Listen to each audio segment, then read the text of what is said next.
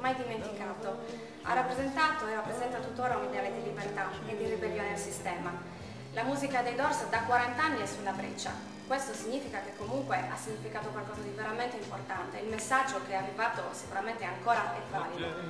Questo lo vediamo comunque al giorno d'oggi anche perché sia i ragazzi, sia comunque la televisione, i giornali, tutti conoscono Jim Morrison, tutti lo citano, anche se spesso e volentieri purtroppo viene descritto in maniera un po' equivoca, diciamo.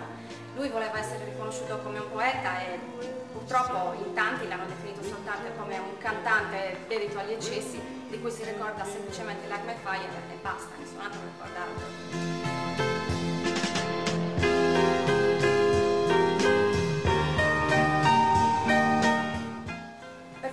Appassionati sono andati al di là dell'apparenza e hanno voluto scoprire la vita e il pensiero di Jim Morrison. In 37 anni sono stati scritti tanti libri, la maggior parte hanno parlato del mito, pochissimi hanno parlato dell'uomo, sono state dette un sacco di bugie, un sacco di contraddizioni.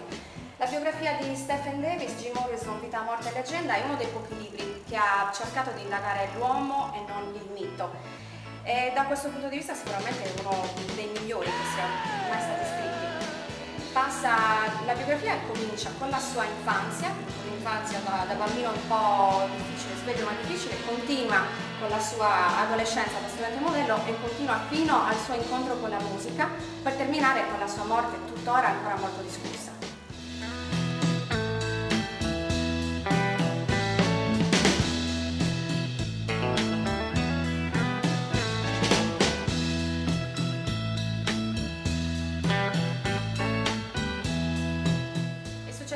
È quasi immediato, grazie alle particolari sonorità del gruppo, ma soprattutto grazie alla presenza scenica di Jim Morrison, grazie alla sua voce molto profonda e soprattutto grazie ai suoi testi che sono speciali e tutt'oggi ancora unici.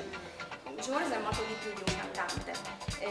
La sua cultura, la sua passione per il teatro, per il cinema e per la poesia lo rendono sicuramente diverso da tutti gli altri. Dead blood in the streets, it's up to my ankles. Sheet blood in the streets, it's up to my knees. Sheet blood in the street, the town of Chicago. Sheet blood on the rise, it's following me.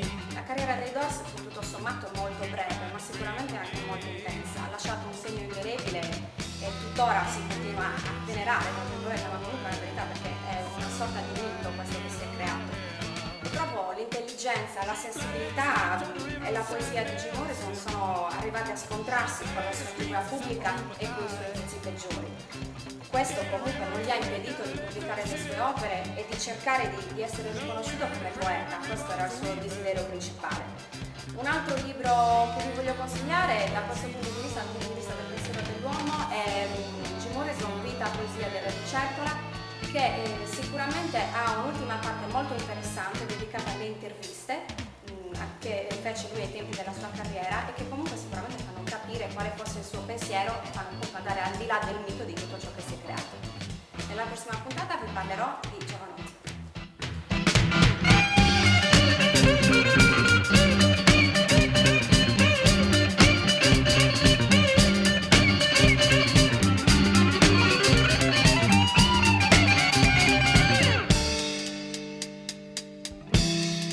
Indians scattered on John's highway bleeding.